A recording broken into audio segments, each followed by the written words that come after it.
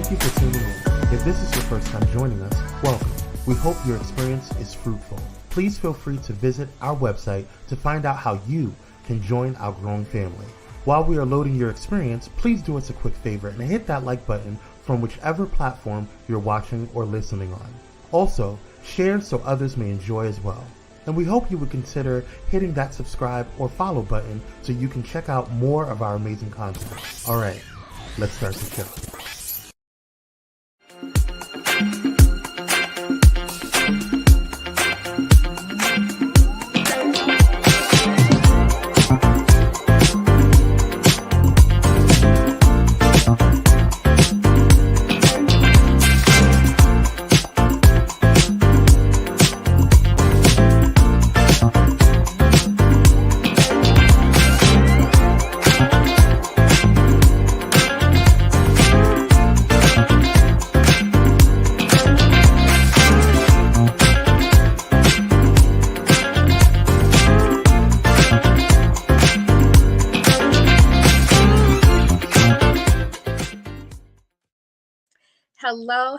Hello, and happy Wednesday. Welcome to She is Shenomenal. I am your host, Tasha Champion, the Shenomenal Coach of Champion Empowerment. Always teaching you to love the champion you are. And today is Wednesday, October 18th. We are still in Breast Cancer Awareness Month.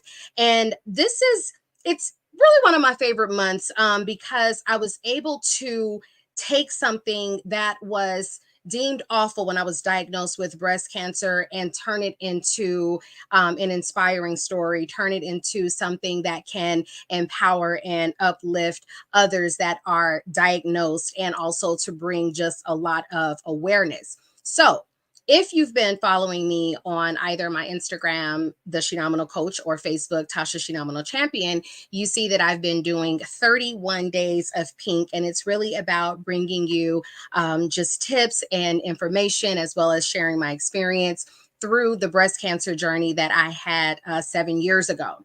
Now, what I want to tell you guys today, because I recently received a text message where someone has found a lump and they had questions. And the first thing they said was, but there's no history in my family. And I'm not sure where this comes from. Like, yes, there is a BRCA gene. I do carry the BRCA gene mutation. But what's important for you to know is just because there's no known cancer in your family, you don't know anyone that was diagnosed, it does not mean that you are exempt. I think it's about 85% of those diagnosed have no known history in their family. So if you find a lump in your breast, under your arm, any part of your body, honestly, but if you find a lump, you still need to go to the doctor. You still need to go get further testing, because again, just because you don't have a history of it does not mean that you cannot get any type of cancer. Specifically, I'm talking about breast cancer at this time. So I hope that little bit of information helps, because you still deserve to live your happiest, healthiest life. And that really starts with understanding and knowing that just because no one in your family has ever had cancer doesn't mean that you are exempt. So be sure to take care of yourself. Now, in this month, I get to celebrate. I get to do quite a few things. I've had a lot of honor over these past 7 years as a survivor. And one of the things that I just absolutely love, I just did it for the fourth time. The LA Chargers and American Cancer Society has something called Crucial Catch. And in my Shenomenal moment today, I'm really excited to share this, because this is such a special event where they bring together 50 to 60 breast cancer survivors that come together, and they're able to go onto the field for the singing of the national anthem, as well as halftime. Again, this is my fourth time going, so I have a wonderful time with all of these survivors. And there's the shirt that we received, the flag, and a really cool beanie. But more importantly, the best part of this year is that my mom and my sister were with me. As many of you know, my sister and I were diagnosed 2 weeks apart. My mother is also a survivor, and to have them share this moment with me was just absolutely, it made me speechless. I was emotional. I was happy. I was excited. And of course, it's always surprising when you're like, oh my gosh, you have a mom and two daughters that have had breast cancer. So yes, that is possible. But I'm so grateful for my sister Tish Smith and my mom Priscilla Smith Roberts, who were able to join me, and they loved it. My mom is a huge Cowboys fan, so she got to see her team live. But it is an incredible experience, and to have 70,000 people cheering you on and telling you, that they're proud of you, it makes the fight that you had just a little bit easier. All right. So that's what I wanted to talk to you guys about. I don't like talking too much in the beginning because it's always important that I get to my interviews. And today, after we take this commercial break, I'm talking to the parent coach herself. She is who I call the teen whisperer, because she will get your teenager all in check and in line. But Kiana Shaw, developer of Leadership Academy, CEO of KRS Training and Development. She is a mom. She is a speaker. She is a 5 or 6, maybe 6 to be 6 is soon, but I know she's a 5-time best-selling author. And tonight we're going to have an open conversation about the conversations you need to have with your daughter. I am currently teaching parenting classes, and I'm getting a lot of moms that are asking very specific questions about how they should communicate and speak with their daughters about certain topics that can be sensitive. Maybe they feel like their daughters are too young, but Kiana's here to talk to us about that. So we're going to take a quick commercial break, and when we come back, we will be joined with Miss Kiana Shaw, the teen whisperer herself. We'll be right back.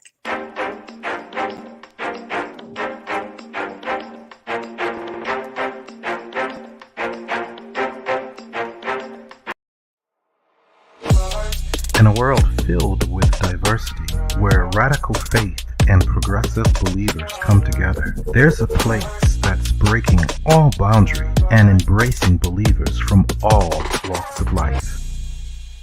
Bullet and Flight Radio, where believers unite, boundaries break, and love triumphs.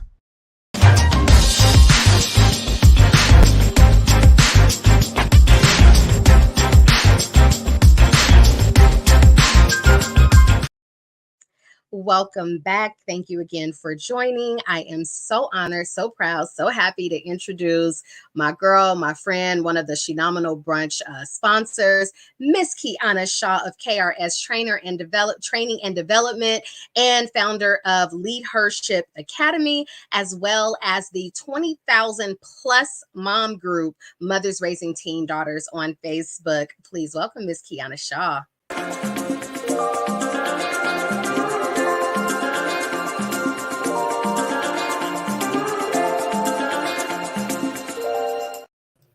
Hello, Kiana.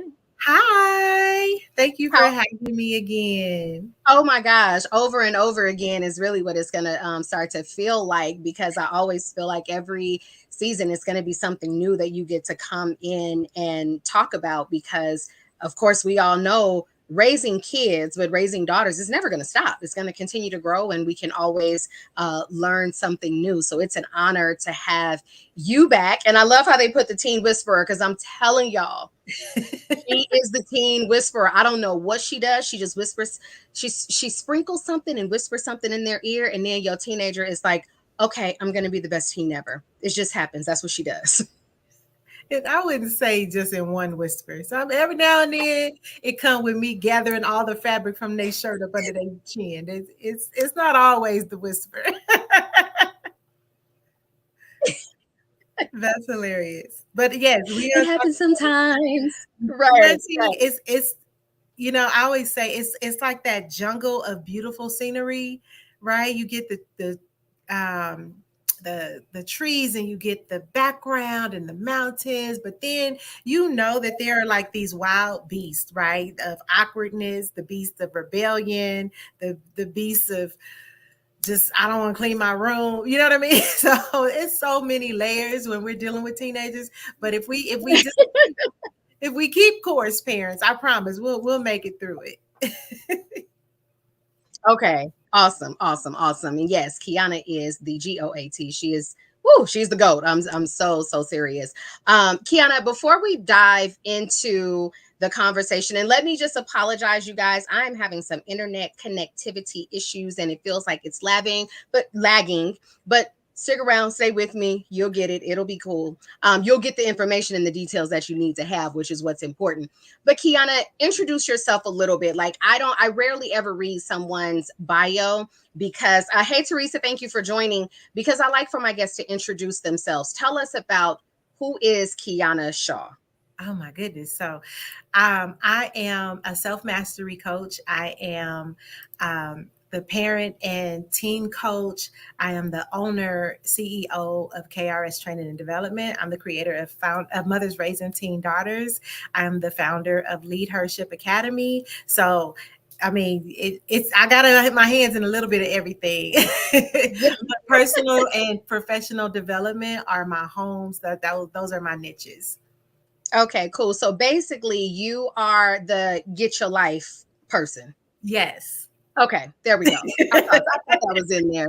All right. So you are a mom. You have a daughter. I have one daughter, 3 sons. And for those of you who have sons out there, while it's a conversation we need to have with our daughters, trust me, a lot of what you're going to hear, you definitely can have those conversations with your sons as well. But Kiana, to start, and I want to kind of go from maybe like preschool, school age, middle school, high school. Let's take it in steps, right? Okay. So that we're hitting around every age group.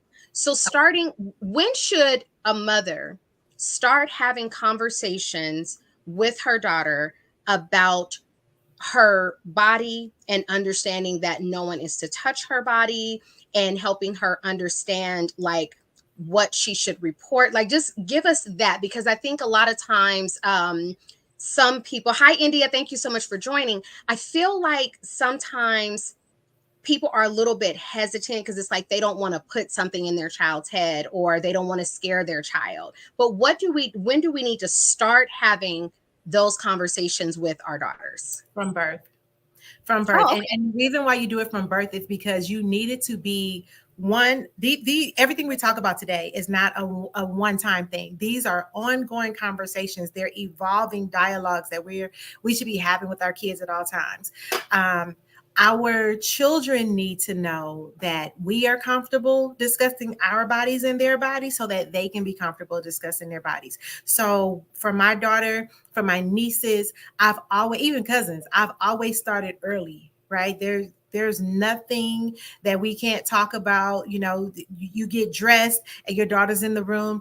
She's gonna look, she's gonna have questions. You know what I'm saying? So and then that's when you're explaining why you're lotioning up. Like, this is why we lotion this part of our body. This is why, you know what I mean? That it's everyday conversations as it relates to body boundaries and what to report. Those conversations start the minute they're out of your care. I don't care who they're going to. They going to grandma's house. Like you don't have to say, did somebody touch you? You don't have to say that. My question for my every day was, did anything happen that made you happy? Did anything happen that made you sad? Those were my questions. Those questions allowed her to say, Mommy, I didn't like when such and such pushed me, or Mom, you know, and she gets to share those things. I liked it when TT gave me an extra cookie and nobody else saw it. Like, that's the stuff that I want to know. And if something does happen that made her sad, right, she tells me from the beginning, right? And I've had to teach her, tell me while we still in the parking lot. Let's go handle this right now. You know what I mean? But as she gets older, she like, no, because every time I tell you in the parking lot, you take out 3 trees, trying to hurry up and get back to, you know. You go into full on mama mode. Listen, yes, because at that moment, I'm not Coach Kiana. I am Kayla Mama. Okay. Right. Exactly. I like the fact that you said even just starting like this is how you put lotion on your body, because those are very gentle things to open those conversations of, you know, the different body parts and talking about, you know, body health as well. Right. Hey, like you put the lotion right there. Nobody should touch you there. So you do it. You put it here because nobody should be touching you there. Not Right. even mommy. So you do it, and then they start to recognize. So if someone does touch them, they like, hold on, mama said Well, mama nobody's said, supposed to touch me there. You know what I'm saying? yeah. And then also Yes. when you're asking your children, whenever I ask Kayla, did anything happen that made you happy or anything happen that made you sad? I always ask her away from the people. Because one thing I was reading, it was the very first book I was a part of, or the second book I was a part of. One of the ladies was telling a story, and her mom would ask her, "How did your day go?" But the abuser was right there. So I Oh, made it a point when I had my daughter. I will ask you away from them because kids can't be honest if the abuser is standing there. wow. Wow. And I love the fact that you said, did anything make you happy? Did anything make you sad? Because again, you're not just like, so what happened? What did Right. you do? Whose lap were you on? Like, I think it's just such a way for a kid to organically share how their day went, not realizing like you're asking for specific reasons, but they just think that they're sharing their day. So I Absolutely. really like that idea. So mothers, if your child is away from you and then they come back, it's say it again, Kiana. Did anything happen that made you happy? Did anything happen that made you sad? Yes, And I well, if we're talking to moms, but that's a parenting thing. I think it that is. more fathers should ask those questions as well, because it gives the kid an opportunity to say, I can trust both of my parents, and I can go Mhm. to them and I can tell them, I can tell daddy if mommy's doing something that makes me sad, right? Like some kids, they gonna report that she made me pick up all my clothes by myself. That's okay. It's still something that made her sad, and as a parent you should be able to go, oh, okay, well, this is why, because she's teaching you responsibility, right? Everything is a learning moment, everything. Right. Right. Okay, so we're at this very young age and you're getting the things that make you happy, the things that make you sad. So let's move into the let's say between kind of 5 and 10, right? Okay. So just before this child is beginning to go to what, middle school. We're going to Okay. stick into this elementary school range. So now, you might watch certain things and you're not mindful that your child is listening, even though they're playing with their toys. What you have on TV, they are listening to or they're privy to the conversations you're having on the phone. You Right. think they're not listening and they're catching glimpses of it, right? What should a parent do if they begin to see their child act out things that maybe they said in a phone conversation or they saw on television? Because there was a parent that was asking me about her 5-year-old daughter Hmm. who, in an after school program, they told her that her daughter had kissed a boy. And then Hmm. the next day, the daughter told her mom that she had kissed a boy again. And her mother's trying to figure out, well, where does this come from? Is it the things that I'm watching? What is she privy to? So how she wants to talk to her daughter more about maybe where it's coming from, but how do we start this conversation? You don't let me rephrase that. You don't talk to her about it, right? You watch what you're watching. Watch what you're saying. Watch what you're doing. What we do speaks so loud, our children don't even hear what we say. What are you doing, watching, listening to? Because all of that matters. If you go to Mhm. your daughter and you're like, stop kissing boys, what's she gonna do? Right. She gonna start kissing boys, right? And it's not that she's being defiant, it's that now her curiosity is piqued. How come? What Right. about this? You know what I mean? Like there's a way to approach it, and you can say, this is not okay because this person on TV is kissing somebody they don't even know. That person could have like a disease on their mouth. Oh my goodness. Right? Because that's a real thing. I worry about Mhm. people, adults who jump into relationships. You don't know what kind of cold sores they get. Why are you kissing this person? It's the first day. You know what I mean? There are tons of things that you have to be considering in this day and time. So I think with our kids, it's not so much like, where'd you get that Mhm. from? Who did that? It's what are they experiencing? What are they seeing with me? With if you don't live with the other parent, right? You're co-parenting. What are they experiencing at their house? Everybody has different rules. grandma might be like, well, this is what we watching over here. I've Mm-hmm. had that experience. My mom was like, I ain't really into turning the TV every time y'all come over. Right. So I had to be mindful of that because in my home, we are not watching this. So when Mm-hmm. she goes to someone else's home, I have to be mindful because those type of things, and it's okay to say, you know what, we're not going to come by.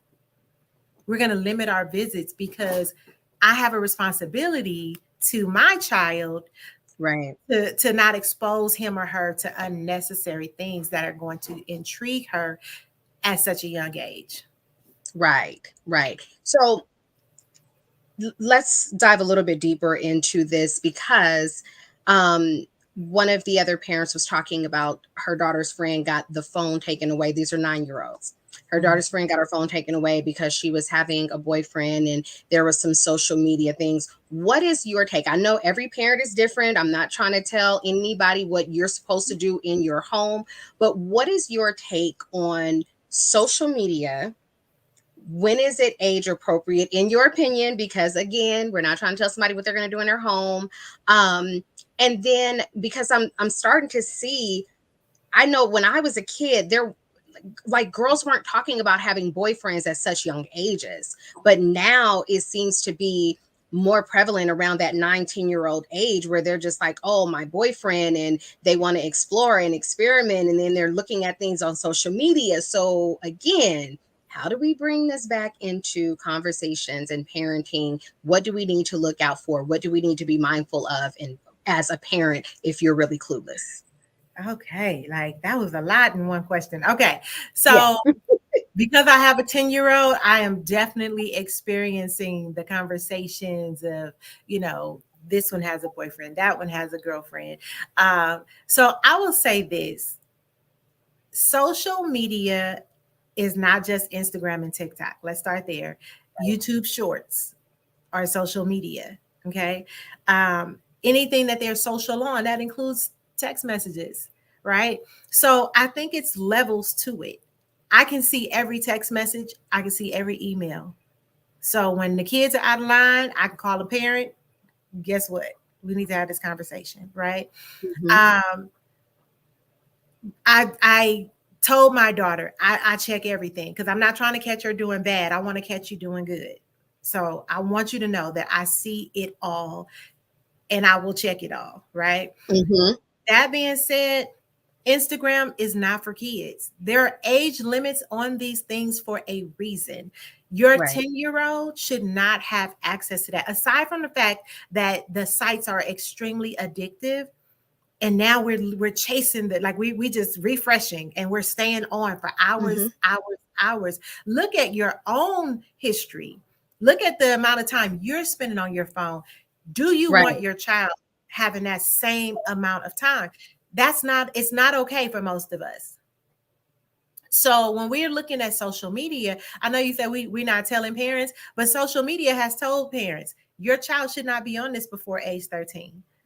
Right. Honestly, I think that if we can hold out to 17, 18, when their brains are a little bit more developed, because at 13, at 10, they really feel like they know it all because it's on social media. It has to be true because it's on the internet, So, right? uh-huh.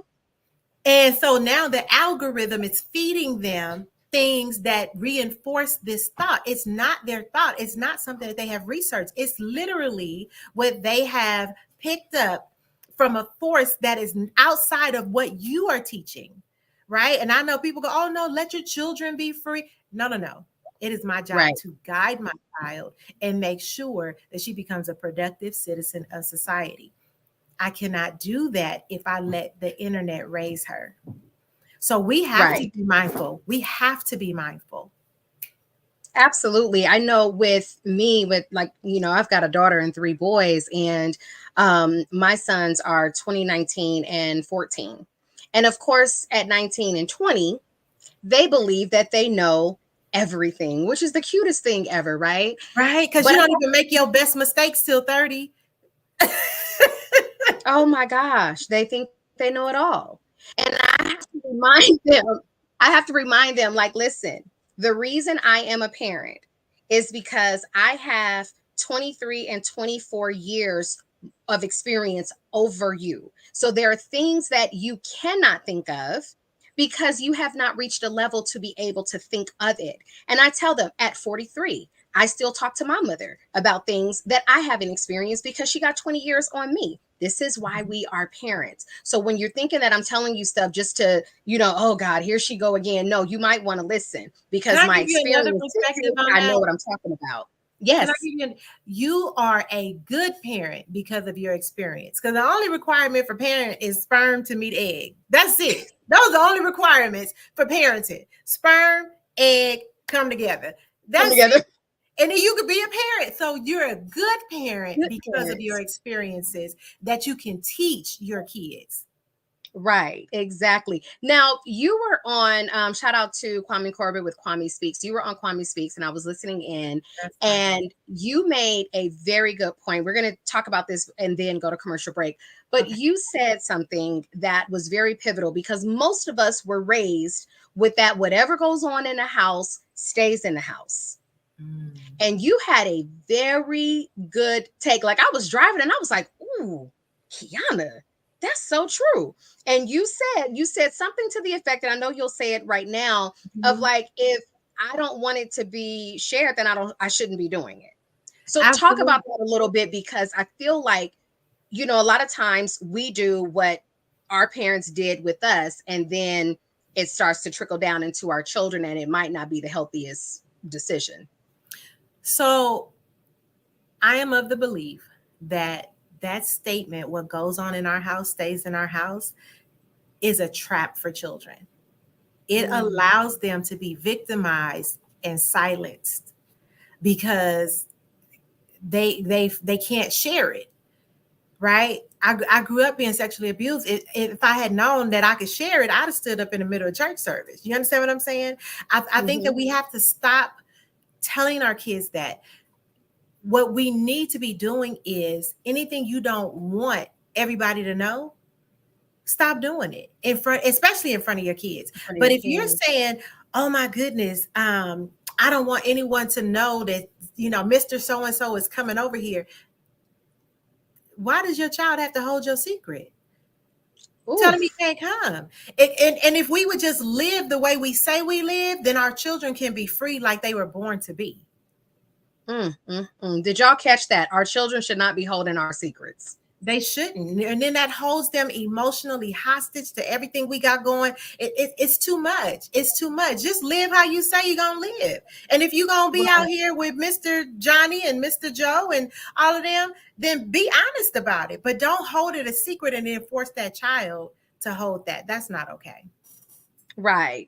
And then I know you had mentioned, like, because you co-parent, there might be things that, your daughter needs to say to her father. And if you're trying to make her hold everything in this house, now she can't do that, or she's uncomfortable, or she can't come home and talk to you about something that made her uncomfortable in another household. Absolutely. So I don't care what it is. And there's been some things that she shared with her dad. And I was like, okay, let's go together. Like, she has the right to share it, even though it's a family issue that don't have anything to do necessarily with his family. But if she's experienced it, or if she was there when it happened, we are going to talk to her dad. That's the conversation that she should never have to have by herself. Right. So when something is going on and my daughter brings it to me, I expect, whether it's at school, I expect the teacher or administrator to come to me first.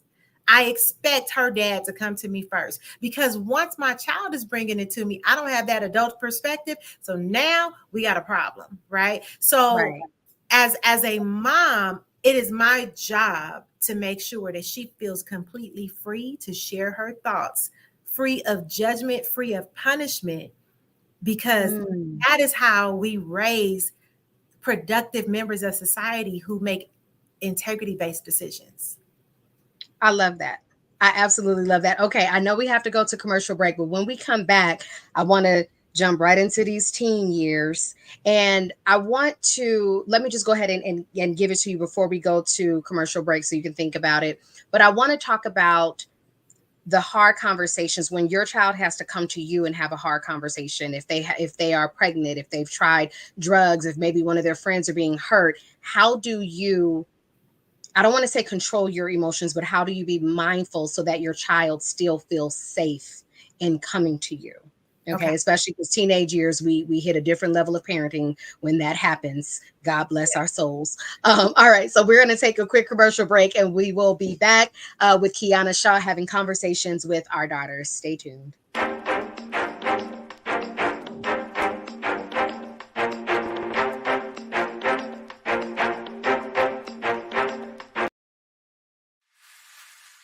Step away from the chaos and noise of your daily life. Experience moments for yourself that are calm, serene, and full of peace. A necessary respite to foster growth within you, because self-care should be luxurious. Luxe Noir.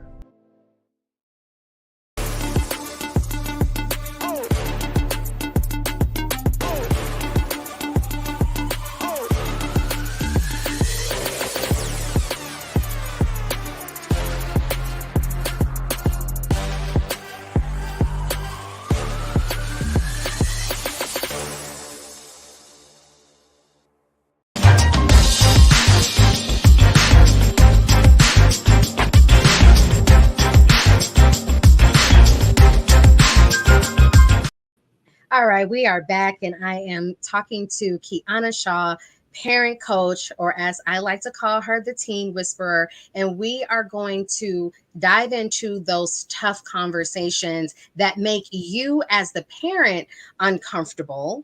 And that is okay. Like, every conversation is not supposed to be with peaches and rainbows.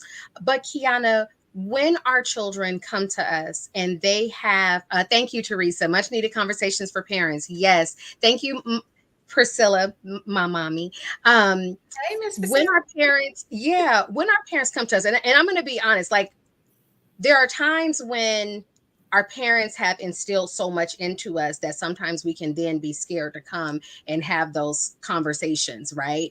Or our parents will go a roundabout and not just say, call a thing, and then we don't know what to do. So, for instance, my mother said, when you lose your virginity, I'll smell it on you. So I showered for hours. I was like, she ain't about to smell nothing. But she didn't talk to me about what that really meant or have those open I can smell you. She's not talking about smelling you. Yeah, but I didn't know. So I was just like, all right, I'm gonna shower. I was like, she ain't gonna smell nothing but Caress soap. That's what she gonna smell. So when we that was a dead giveaway, by the way. So when we need to have these hard conversations, or, I don't think a parent is ever ready to have a talk with our children. Like, I don't know of too many kids that have been able to say, hey, mom, I'm ready to have sex, and we can have that conversation. So when we have to have those uncomfortable conversations with our children, talk to us about what the best way is. What's the best way to handle it? Okay. So I think that one thing we can do is say, all right, let me take a moment.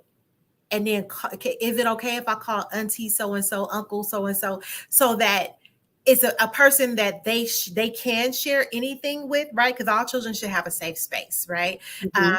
And the fact of the matter is, parents are usually not that safe space. So maybe bring that person in so that the conversation, you have a buffer. Both of you have a buffer. So that's a good idea.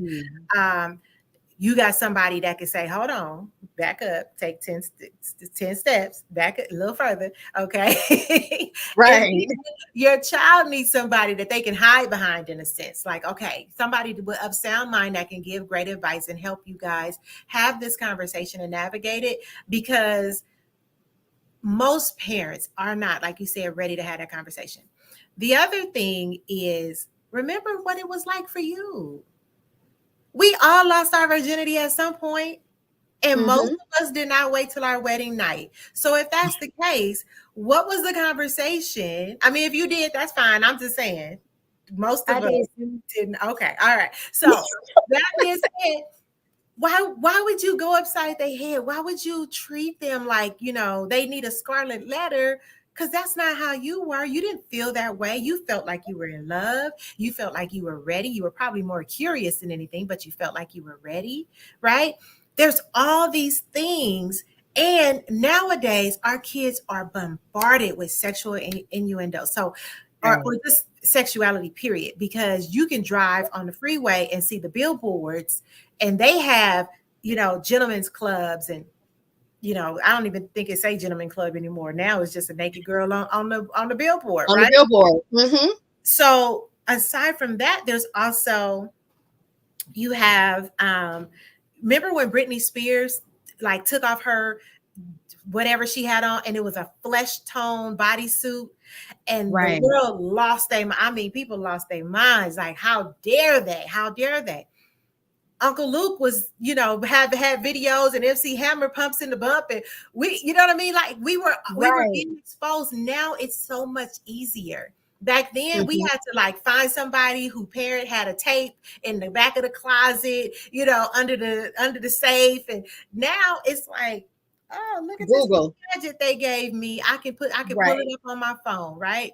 So we have to be mindful that they are exposed to so much more. If you're going to allow them to be exposed, you can't be mad at what they encounter if you allow the exposure. We like to say, well, they know better. They don't. They don't. They don't. We still do things we shouldn't do. Right. We still do things we shouldn't do. There are adults right now somewhere in a parking lot or at a hotel that ain't supposed to be there. Tell me that you expect these kids to follow the rules because they're not adults. No, this is the age where they're going to be curious. Yeah, I kind of feel like that. The statement of like, oh, they know better. I really feel like that's really a cop out for the parent. Right. Like, on many levels. Maybe on some levels it's not, because when your kid know better. But at the same time, you also know when your child will push the envelope. I'm never the one to show up in a meeting like, oh, my child is perfect and she's pretty doggone good. But I also know that she's human and she's going to make decisions. She's going to make choices. She's going to look at things. She's going to get in some mess at some point in life, right? So my advice to parents is, first, calm down. If you got to say, you know what, mommy is just overwhelmed. This is a lot of conversation. So give me a minute to go cry. Give me a minute to go, put my boxing gloves on and hit the wall, go outside, hit the tree. Let me hit something other than you. Let me go. You know what I'm saying? I want to come back and have this conversation, but right now I am emotionally charged. We aren't emotionally mature enough to say that. So they aren't emotionally mature enough to go, oh man, I should probably give mama some space. Right. You know what? I just dropped a heavy load on her. Maybe I should just go and just sit in my closet for a minute and let her, Tasmanian devil the house so she don't Tasmanian devil me. They don't know that. And if you can't articulate that to your child, sometimes I have to say, you know what? I am extremely irritated right now. Let's stop talking. Let me back off. Because my daughter is a talker. I'm a talker. So my daughter, like, you know what I'm saying? There's some days where she used 18 billion words. I got to be mindful. You understand what I'm saying? Because if I'm frustrated or if I'm rushing, I don't want to hear all those, like, you got about 10,000 and then I got to move on with my life. Like, because I can't function. You've reached that word limit. Say that. You have to be able to tell your kids that. I think a lot of times people go, you have too much conversation with your child. They're, she's not an adult. She is a person though. So whether it's her having, a conversation with me, mommy, I really would like something else for dinner. Or maybe she's like, mommy, I'm like, right now, the dog is barking. Like, everybody got something to say in this house. Okay. So sometimes we have to be mindful of how we are going to approach a situation, and we have to teach our kids how we are, and we have to also take into consideration how they are whenever we're approaching any of these topics. Because one of the things that I learned, and I think I got this from one of the brunches that you had, I am that parent that it's like, if I want to talk to you, oh, we gonna talk right now. Like, I don't give my kids, I didn't give my kids the space they may need, because it's like, Tasha has something to say, mommy has something to say, and I'm getting ready to say it right now. Like, and sometimes my kids will go, Mom, I just don't want to talk about it right now. I'm like, I don't care. And I had to learn to correct that, because there's times where I need space. I might need to step back and go, yeah, give me a second. But I did not do that with my kids. And that was something that I had to learn. And sometimes I still have to learn it, because I'm a talker and I have a little bit of control issues. So I want what I want right now. And I have to remember that my kids still deserve that space to say, I don't want to talk about this just yet. But I do remind them, I understand you don't want to talk about it right now, but we're coming back to this topic. If it's not a self-harming or someone else is going to be harmed conversation, right, give them that space. Because let me ask you this. If it was your spouse and they were like, no, we talking about it right now. And you like, I done already told you I need a minute. Right now, people go, well, that's different because these are kids. I'm taking care of them. They're still human. You're still in a relationship with them. Mm-hmm. You're still in a relationship. Now, I am not a fan of you just going to shut down and not tell me what's going on. I'm not a fan of that. No. Right. So, okay, well, now we got to take this space together, because as soon as you're ready to talk, it's going to be with me. It's right. Mm-hmm. But we're going to have this conversation. Yes. It depends on the severity of the situation. You don't get to just not talk because I'm fussing at you about not doing the dishes. No, we're not doing that. Right. But if it's something that has happened to you, because I don't know about it, I don't know how traumatic it was. I don't know how damaging it is. You understand what I'm saying? So sometimes people just need that moment. If I had a friend whose mom passed, and then shortly later her father passed, like within a 7-month time span, which everything in me was like, I want to be there for you. But she was like, I don't want to talk right now. I got to respect that. Right. I got to back off. Like we tend to think that, oh, I own my kids, but we don't. And I feel like we tend to think we automatically know more because they are our children. Right. Like we automatically know everything that's best. I've ever gotten. Every bad parenting piece of bad parenting advice I've gotten has been from another parent. I was just like, you out here giving this information. Okay. Well, you see what I'm saying? So we can't say I'm the parent, so I know best all the time. I may know more than you, but that doesn't mean that their experience is invalid. Right. It doesn't mean that. I mean, I know psychologists, psychiatrists who listen to me as a life coach. You understand what I'm saying? Because we're always learning. All of us, we are always learning. And let me tell y'all what Kiana is giving right now. The tips that she's giving, these are also tools that you can use in your own like friendships and family relationships. It's not just with your children, but I want to bring this back to our children. And you wrote a book. I cannot think of the name of it. You'll know which one I'm talking about. It's the pretty pink one with the little cute ponytail. I choose to be a lady. Choose to be a lady. Yes. Yes. That one. Yes. I want you to talk to parents about how to communicate and talk to their children about hygiene. Because about hygiene, yes. Okay. That's one of those conversations you got to stay on top of kids about, because kids don't like to take baths, right? They don't like to take showers. Like they can sit in their own funk for days and they can't smell it. Right. Like when I say that their brains are still developing, all of their senses are still developing. So hygiene it's the constant conversation. Sometimes kids need to know what other people see, right? If I'm standing behind you in line and I can see, a bunch of earwax in elementary, they gonna tear you apart about that. You understand what I'm saying? In junior high, they are going to tear you apart about it. Being musty, right? It's like, okay, so after gym, here go the wipes. You need to hit the hot spots, right? You got to get up under those arms because it's a funk. It stinks. Not only that, but your hormones are starting to mix in because you're at that age where you're very hormonal. So it's a lot going on. And so I think that sometimes we have to be mindful of saying, thank you. Oh, thank you.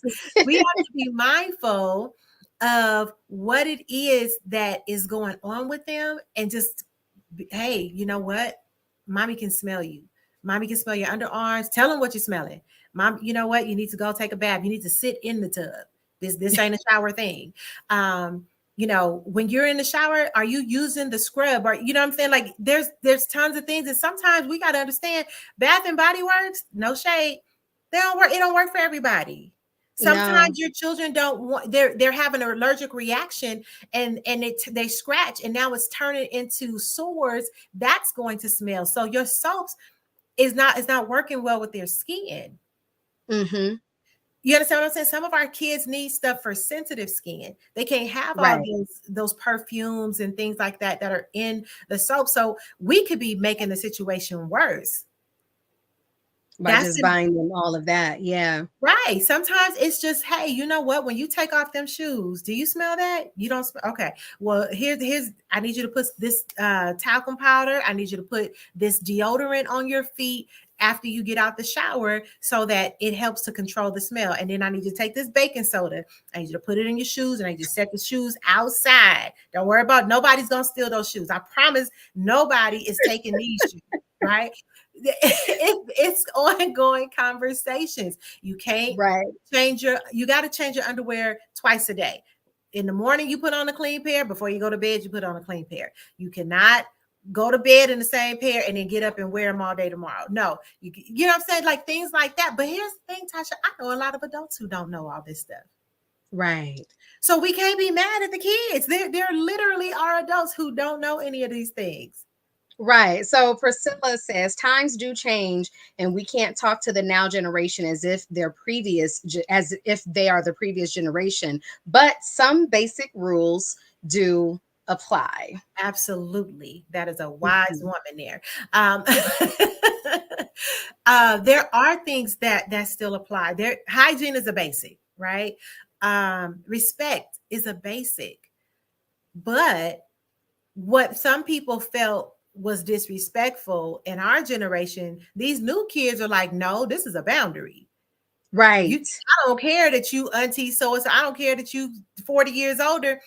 You come over here and start talking reckless, you're gonna get checked. Listen, we couldn't do that. My heart, right? We couldn't. But I think that we have learned to empower our kids. You don't have to take crap from people just because they're family. They're adults and family. Exactly. You don't have to do that. But that comes in having conversation. Kayla and I have conversations and we can have banter and go back and forth. I can cut her to look and she know, oh, I'm not even going to finish this sentence, right? But at the same time, I want her to know how to communicate respectfully with adults and not back down just because they are adults. If you are right, then you're right. Now, I don't want you to stand strong and wrong. That's what I don't want you to do. But if you are right, let's be able to share your thoughts, but know that it crosses into disrespect if an adult is saying, hey, that's enough. We're not talking about it anymore, but now you still got to prove your point and you got an attitude. You have crossed the line because all you had to do was call me and I'd have came. If you'd sent me a message, Kayla got a bad signal. She pushed that button 2 times. It ring. I know to be on the way, right? So there are ways to do it, and there are ways to teach your children how to address disrespect with adults without being disrespectful themselves. Now, another thing that has changed is the internet. Access, right? These kids are not, they have a different level of access to human thought that we did not have. Exactly. So their brains are going, this is my thought too. And it's not. So they're being brainwashed and their brains are being washed from what the previous generations thought they had to do. Right. That, oh Lord, that part is just way different. The only thing that creates greatness. Yeah. If you think of the civil rights movement, the generations before, you had a couple of people, Nat Turner, you know what I mean? You had some wild cards. But as a movement, that came from a newer generation thinking different. Exactly. And we do, and so we still need that. Now, I know that we're coming down. This hour always goes by really fast when you're having these good conversations. I want to talk about the mother-daughter relationship. I have a lot of parents that have young daughters, and parents that obviously have teen daughters. How do I want to phrase this? As a mother, What do we need to mirror for our daughters, and really for our sons too, so that we're not getting the wires crossed on do as I say, not as I do? How can we make sure that our children can look up to us by our actions? Like, what do we need to be mirroring for our children in our language, in our physical, in our physical presence, in the way that we communicate? So talk about that a little bit before we get ready to close out. Okay, what can we be mirroring? So whatever you want your children to mirror, you know how you go to the school and you like, that teacher better not say nothing to me about how you acting up in here. She better have nothing but good reports. Mm-hmm. That's what you need to mirror. Everything that you want broadcasted should be what you're mirroring. Anything that you don't want broadcasted should not be shown to them, because that's what they're going to mirror back. That's the thing. Like we forget that they are literally mimicking what they see. My brother sent me a picture. My nephew was sitting next to him, had his hands folded just the way my brother did. They mimic what you see. I remember being at a conference. I was speaking in Dallas, and I'm in the mirror and I'm going over my speech. And my daughter is 2, maybe 3, and she's in the mirror and she's pointing and she's like she's doing everything I'm doing. They are going to mirror that. Mm-hmm. They will. Now, are there some that will just do some crazy stuff on their own? Absolutely. Absolutely. For the most part, our children are mimicking us. So if you don't always when I'm communicating with her dad, I think when I'm upset, right? When I'm communicating and I'm angry, I think, what if this was displayed in court on a big screen?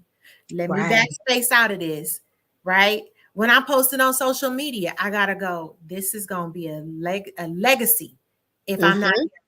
So let me backspace, right? Yep. Same thing with our children. I want to go off and listen, I can say this because I go off as a result of a trauma response, right? Like I took a lot of L's as a kid. I ain't taking none as an adult, right? So I'm a little spicy sometimes. I got you. We could be that sometimes, yes. So because I could be a little spicy, I started noticing my daughter was getting spicy, and I was going, no, bring it back. And I had to have that conversation. Mommy went through a lot, and that's why I behave that way sometimes. Like I react without thinking it all the way through. I don't want that to be something that you do. So let me say that I'm wrong in that response. Secondly, let me teach you how you can handle that better. Right. You don't have to be spicy, right? You don't have to, check people. There are nicer ways to do it. And when teaching her, sometimes you just got to smile and let people be stupid. That's okay. You just, you go, that's okay. Thank you for sharing. It's like everything doesn't warrant a response. Just because you can respond does not mean you should. Absolutely. And how you respond is going to make a difference. How you respond is huge. Yes. Inspire says, very true. Some things are caught, not taught. Our kids catch everything. And I do mean everything. Everything. They don't miss a beat. They don't. And we have to be mindful that because they catch everything, we got to only throw things we want them to catch. Yes. Oh, I love that. Say that again for the people who didn't hear it or who didn't catch it. Say that one more time. Because our children catch everything, we should only be throwing what we want them to catch. We would never throw knives to our kids. We throw balls. We would never throw knives. We're never shooting bullets to our kids. We are shooting basketballs with them. So if you don't want them to catch it, don't throw it. Don't throw it. Once it's in their hand, it can be something that they grip and they can throw back, or it's something that's going to slice them. Right. We don't want that. We don't want to leave wounds with our children. Exactly. I'm so glad that we had this conversation, because I think it's important. We talked about some of this when you were on the show during the first season, but these conversations never get old, because our kids are ever changing and we are ever changing as parents as well. I know my older 3, they swear my 14-year-old has a different parent. And honestly, he does, because I learned so much about myself, which in turn changed how I parented. So yeah, he does. He experiences a total different parent than those older three did. But that's why it is important for each of you as parents. Like, don't feel like you got to be stuck in your ways. Even as a parent, it's ever changing, it's ever evolving. There's a lot of learning. And who do we need to learn from? We need to learn from our kids. We And never it's know. okay to say, it's okay. You know what? You're right. No. He got the better parent. He got the parent that's more knowledgeable. He has the Yep. parent with more patience. He definitely got the better parent. Own that title. Don't let them Yes. issue. Right.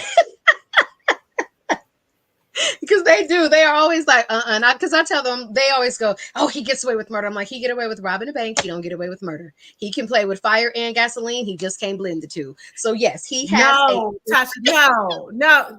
I'm calling you. You done earned yourself a phone call after this show. Right. But no, he is a good kid. But it took me learning more about myself, and that I didn't have to like do every single thing every single way. And as I learned that, I became a better parent. So he got a better, more healed version of me. And I'm very glad. I'm proud to say that, you know. So Kiana, number one, tell people how they can reach you. Tell people how they can order your books. Tell people, these moms who have teenage daughters or daughters, how they can join your 20,000 plus moms. Go ahead and tell people how they can reach the Teen Restorer. So if you have questions for me, you can always reach me at Kiana at kianashaw.com. That's my email.